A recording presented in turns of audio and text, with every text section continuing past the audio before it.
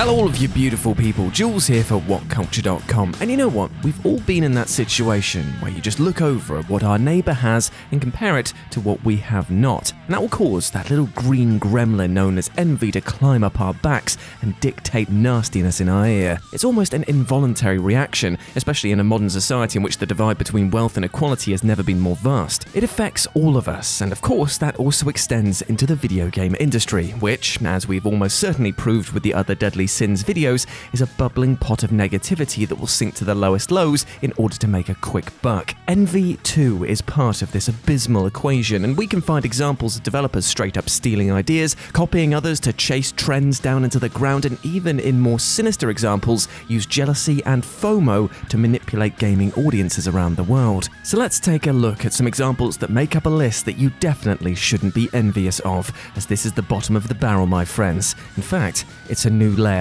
of gaming hell, as this is the 7 deadly gaming sins: envy. Number 7. Fox straight up steals ideas for The Simpsons.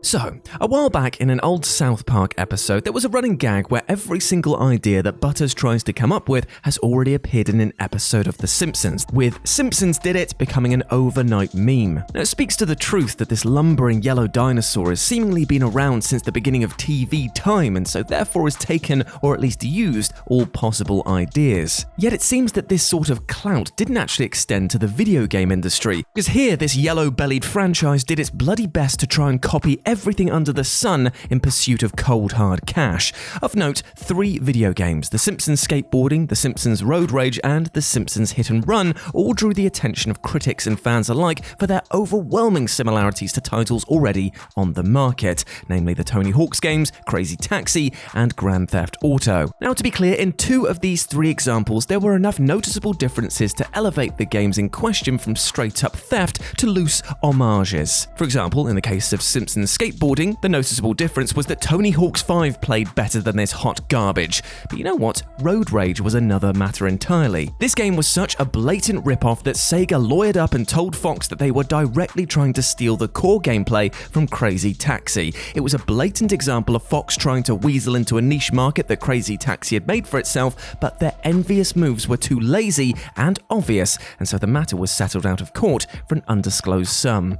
Tut tut. Number 6. Zynga. Worse than EA?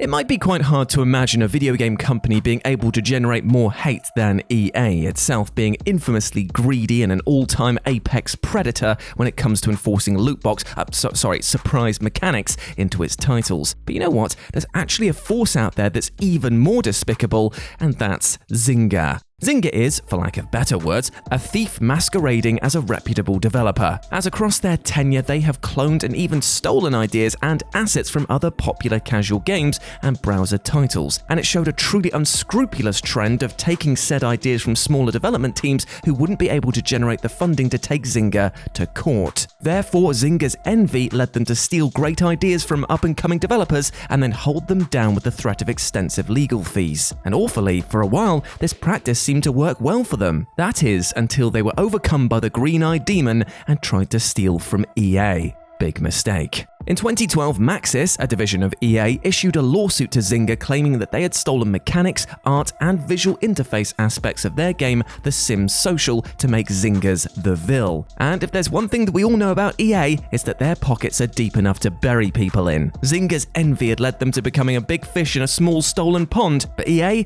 well, it just swallowed them whole, and the matter was settled out of court. Number 5. Envy fuels games as a live service.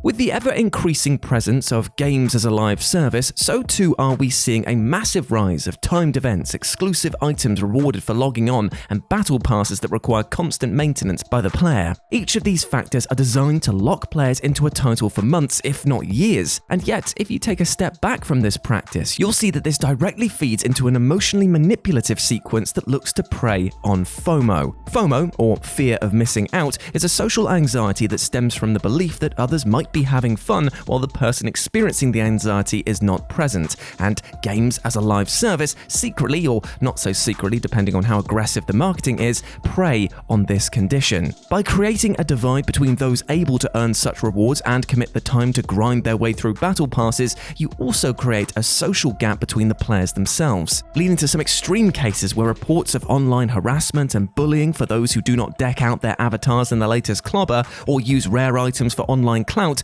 are more common than you might expect. Envy of these players drives others to either play games more to catch up or spend real-life money to bypass all this grind. And yet none are able to see the strings being pulled by the publishers who have them exactly where they want, and that is playing their games. Number 4. Sony shamelessly rips off Smash Brothers. When you look at the sheer unmitigated success of Smash Brothers, of course that sort of monolithic weight is going to pull other would-be competitors into its orbit. After all, with a game like that, who wouldn't want to try and ape its success for a few bananas? Well, a lot more have slipped on the peel than found success, as the likes of Cartoon Network Punch Time Explosion, Digimon Rumble Arena and Ragdoll Kung Fu can attest to, as each of these games couldn't escape the eye and ire of Nintendo fans who lambasted them all as cheap rip-offs. Yet none were more blatantly envious of Smash Bros' success than Sony, who launched their own version of the formula, PlayStation All-Stars Battle Royale, back in 2012. Now, before you hammer your keyboards into dust telling me the subtle differences between the two franchises, let me stop you right there because I actually totally agree. After playing both extensively, I can confirm that outside of the visual layout similarities and core gameplay goals, the way you eliminate foes and the strategies required for doing so are very, very different. However, Sony still sits in this specific circle of gaming hell for one reason, that being that they decided to use the hashtag #SmashBros tag on all of their trailers promoting All-Stars, making it clear to the world what market that they were trying to nab from and in turn, which title they were truly envious of. Number 3. Chasing trends kills studios.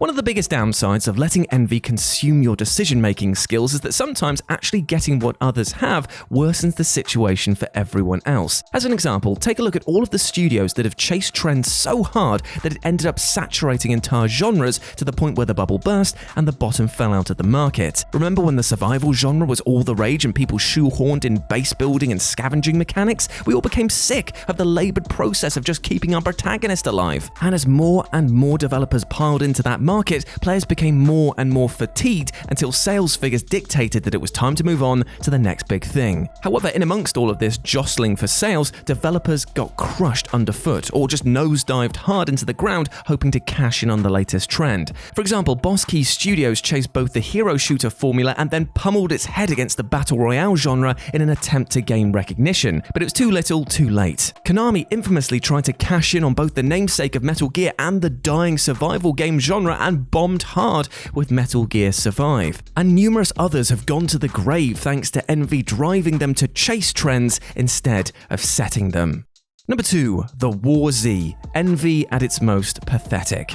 Now, it might seem strange to single out just one game on a format like this, but trust me, The War Z is quite possibly the most pathetic and desperate example of video game envy out there. It is a title that flagrantly steals all of the worst aspects from so many other games that it's a Frankenstein's monster of bad business decisions, with horribly aggressive monetization and copied ideas. In fact, the only thing original about this experience is that the litany of transgressions truly is one of a kind. To begin with, let's take a look at what motivated the game in the first place, with it being an almost direct rip-off of the incredibly popular mod for Arma 2, DayZ. The War Z's title and entire gameplay mechanics mirror the formula to such an extent that even the menu loadout and key bindings were identical. The developer had seen the rampant success of DayZ and thought, you know what, yeah, I'll have me some of that. However, this was just the beginning, as clearly this surge of attention wasn't enough. So what it did was look to another emerging trend at the time, which was freemium and loot box mechanics that were starting to enter the market with more force. And the War Z wasn't going to tolerate sharing the shady spotlight with another series of games, so incorporated these aggressive freemium model tactics like a cooldown timer of an hour per death unless you paid to bypass this in a pay-to-play game. Fans were understandably irate about all of this, but stuck with the title because of promises that they would be receiving huge updates with features like skill-based progression trees, bigger maps, and more modes. Yet nearly all of these were fabrications, buzzwords taken from other titles Incredibles in order to draw focus back to the War Z. This was a skip fire that the devs only poured petrol on, and as a result, left a ton of people burned by their actions. And number 1, clones kill industry progress. As mentioned before, chasing trends can spell the death of a single publisher as they struggle to join in on a crowded market, but the more that this keeps happening, the more it becomes apparent that if such markets and genres bust and die out, what's to stop this spreading throughout the entire industry? An individual genre like the rhythm action, guitar hero, and rock band-centric one dying out hampered interest in that market for years, and it took the likes of Beat Saber to pull what was left of it back into the mainstream. Saturation kills development. As if everyone's chasing the same idea, then as Syndrome from The Incredibles would put it, if everyone is super, then no one is. Homogeneity of video game markets is a real threat to industry growth, as new ideas are often deemed too risky in the face of what developers and publishers perceive as what, air quotes, works. One need only look at the teetering house of cards that is the FIFA and 2K sports franchises, which each year face rising licensing costs and choose to respond in a rather foolish manner with cutting corners wherever possible. In one fell swoop, the entire market that relies so heavily on microtransactions could fall apart and likely take a fair few with it. Envy brings people to a market, but envy doesn't preach innovation, only imitation. And if unique ideas keep getting drowned out by overwhelming mediocrity, then it might be a slow march to the grave for everyone involved.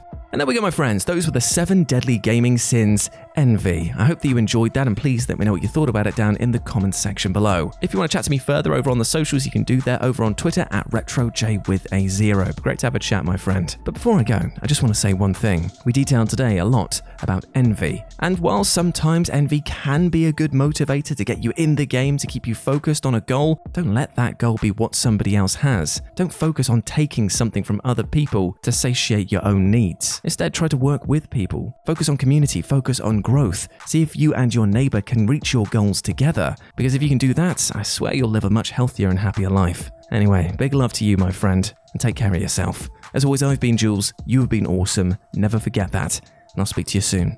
Bye.